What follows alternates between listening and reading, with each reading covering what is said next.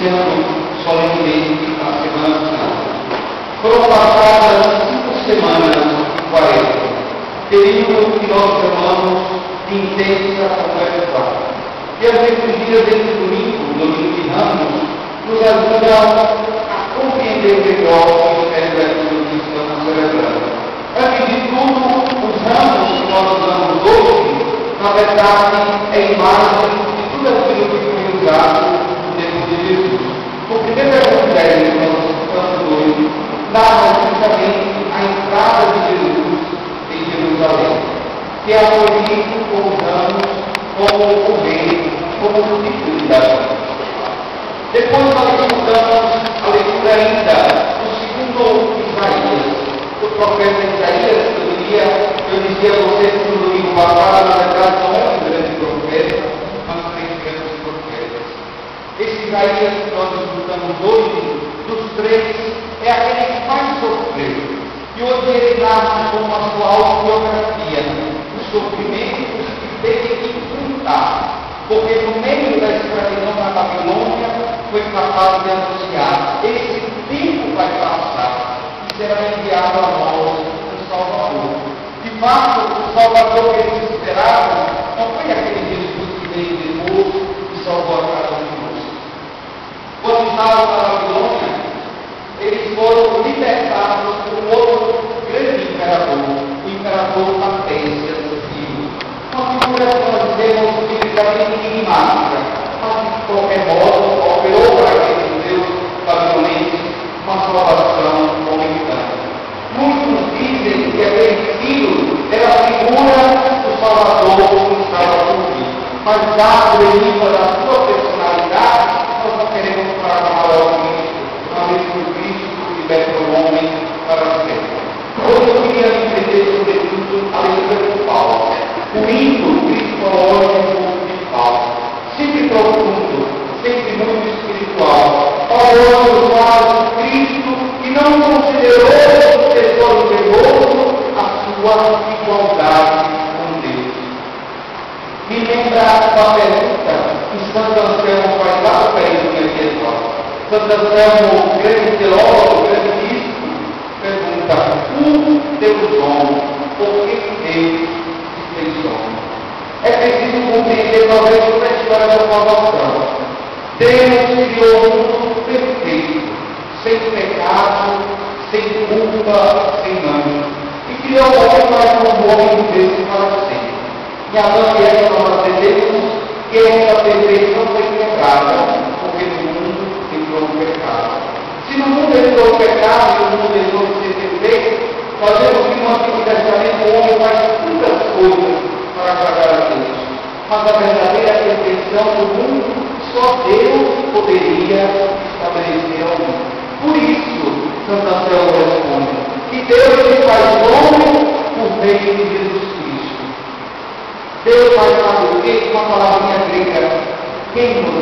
Deus desce da sua glória, da sua dobra, e vem ao encontro do homem, para dar ao homem a possibilidade de viver novamente, para salvar o homem. E eu já disse a vocês que a palavra salvação na antiguidade, sobretudo na antiguidade grega, não significa simplesmente livrar alguém, mas significa devolver a vida a alguém.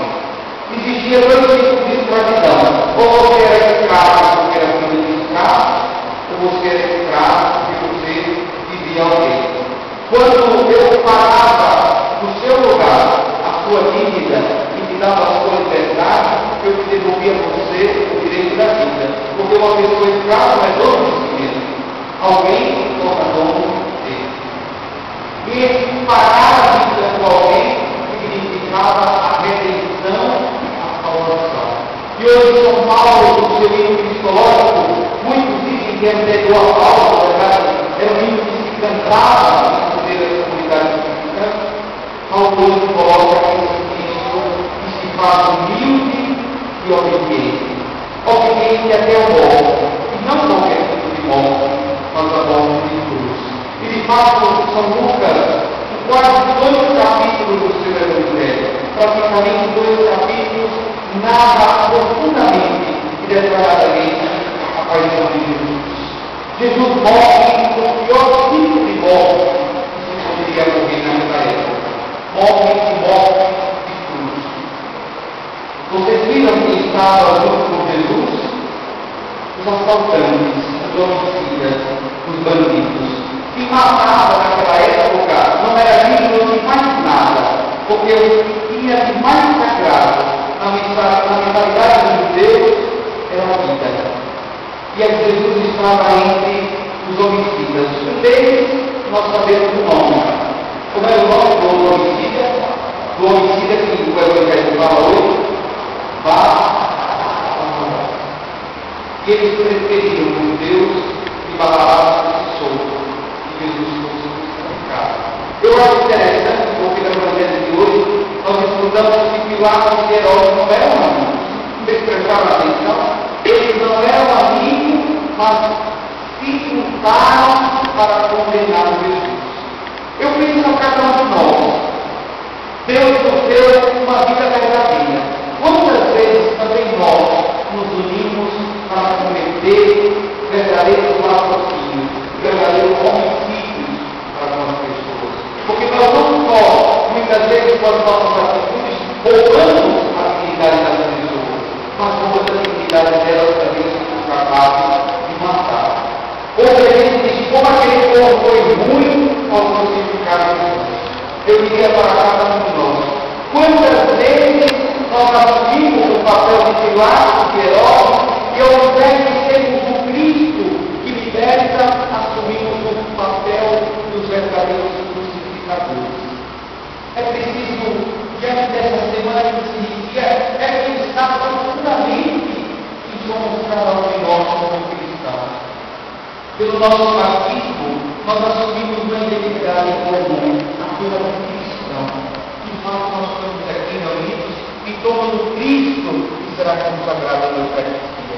É preciso que esse Cristo entre dentro de nós e que nós nos façamos autênticos discípulos dele. Uma das maiores marcas do discipulado na antiguidade é que o discípulo ele não só escutava a voz do mestre, mas o verdadeiro papel do discípulo era colocar em prática as atitudes do mestre.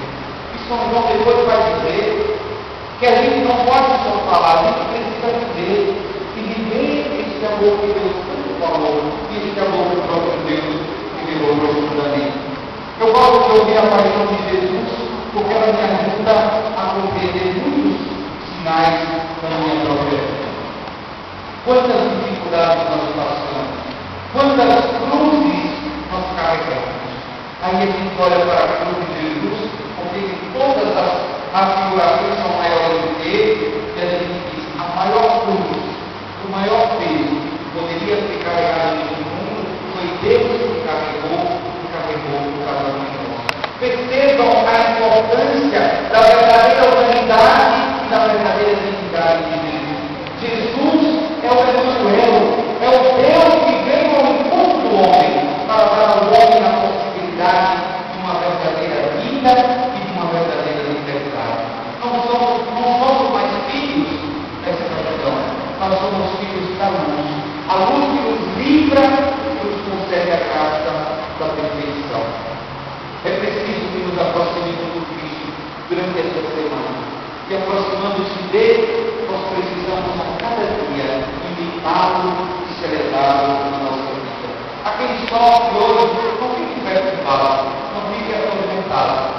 Eu queria esses dias com os alunos lá na faculdade de teologia sobre o martírio na antiguidade. Ser mártir na antiguidade significava imitar ao Cristo no ápice da sua perfeição. Existia aqueles que diziam que viviam, na verdade, o batismo de sangue como o segundo batismo, aquele que perdoava e que redimia os pecados.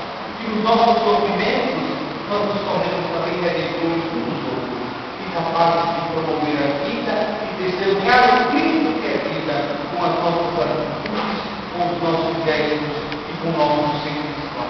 A igreja se faz viva quando os seus membros vivos são capazes de testemunhar o Cristo vivo e celebrar em cada momento, em cada presença da sua vida. Que nesta Semana Santa, vivida em tantos momentos, participa na sua existência. Nós vivemos ontologicamente a sua paixão da sexta-feira. Institui a Eucaristia, institui o sacramento da ordem. Na sexta-feira vive o ápice da sua entrega na cruz, pedindo perdão a toda a humanidade. Perdoa, Pai, porque eles não sabem o que fazem. No sábado e no domingo, nós vivemos um grande momento da ressurreição e da vida plena